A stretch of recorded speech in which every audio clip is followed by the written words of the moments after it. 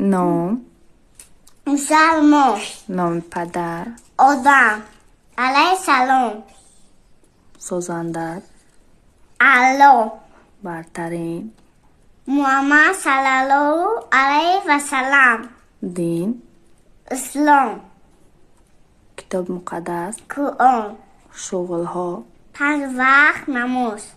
سروغای حاضره دنیا. سروغای موقتی دنیا. سروغای دائمی جنت.